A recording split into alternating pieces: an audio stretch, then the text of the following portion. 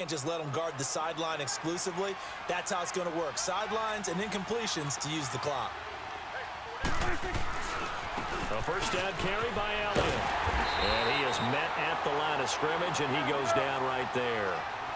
Call it no gain on the play, and it'll be second down.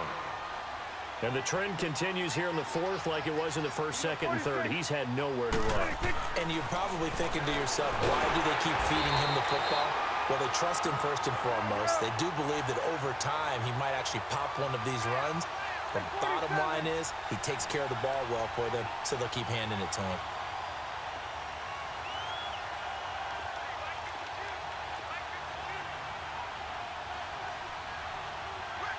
Here you go.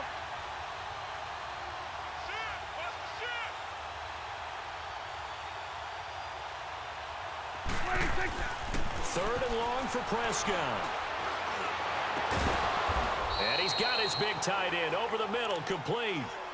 They convert on third with a gain of 22. And in a two-score game, obviously, every play, every third down, like we saw there, magnified, big pickup. It was a huge pickup. What they really want, though, is to not even get to third down. They've got to maximize time and conserve as much as possible.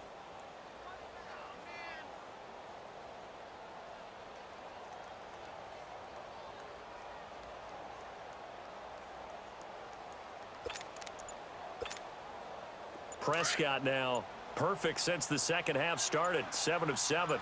It's 1st and 10. And now with the play clock winding down, Jason Garrett opts to take a timeout. That's going to leave him with just one remaining here in this fourth quarter. From the 34 now, here's 1st and 10. Swing to the field, right. To the right. Here we go. Wide 8.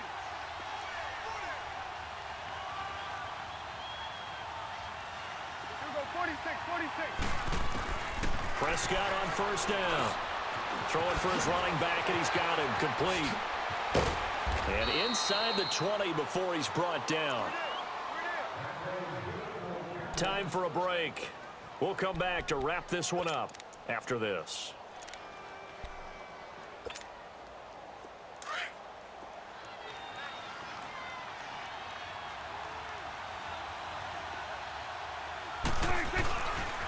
Now back to the ground with Elliott. And he's going to fight his way forward here for a modest gain.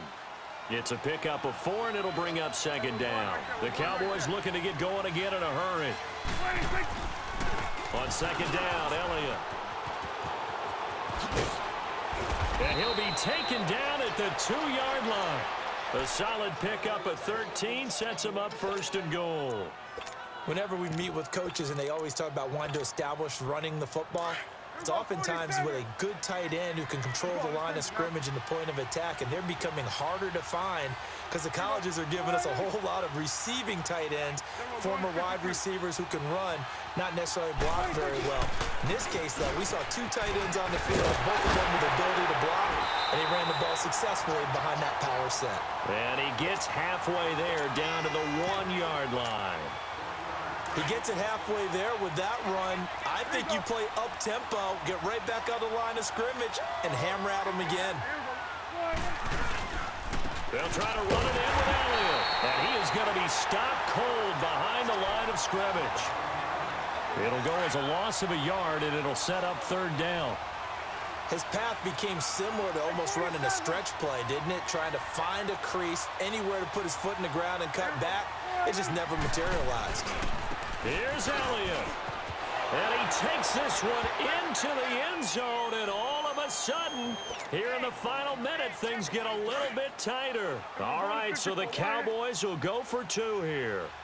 I'm not sure win-win is the proper term here, but it certainly felt like it. They got the touchdown they needed, but if I'm on the defensive side of the ball, okay, you got the touchdown, but it sure took you a long time. Yeah, because offensively, though, you're probably hoping for a 1 to 5 play drive. That one ate up a little more time than they were hoping. You're exactly right, and if you have that 1 to 5 play drive, you actually build up momentum and even more hope. When they had to slog their way downfield, they got the touchdown, but it's almost like, yeah, you know. Doesn't feel right. Exactly. So that one will be accepted.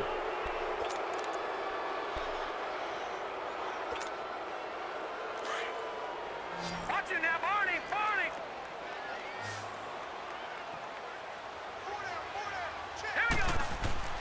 So instead of running, Mayfield's going to throw it here. Steps away to his left. Oh, the ball comes out on the hit, but they'll say it's incomplete. Well, we always talk about how you've got to be quick when you go through your progressions, and here's another prime example. Trying to look downfield, he was standing in the pocket, but just couldn't find anyone open, could he? No, not enough time. They hit him and forced that incompletion. An incomplete pass on first down. That leads to a 2nd and 10. Mayfield forced out to his left, and this one incomplete. So the clock stopped now with 20 seconds remaining.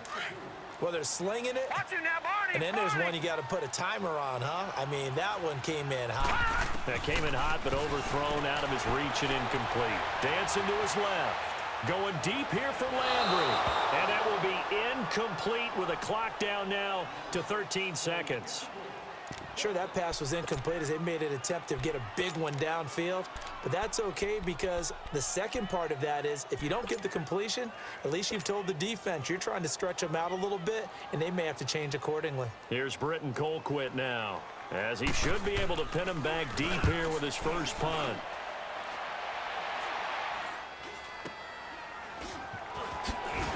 Oh, and now he bowls him over. And just a 30-yard punt that time. And there'll be time for maybe one final play before we hit triple zeros. And now Dallas gets set to take the field. Look at the clock. Everyone knows the situation. Probably time here for one final play. And we know what that play is going to be. It's got to be some sort of Hail Mary, throwing it towards the end zone and hoping someone can catch it or catch it up. He's got a man complete. A big seam, and he might go all the way. And he's in. Are you kidding me? How do you give that up? One of the most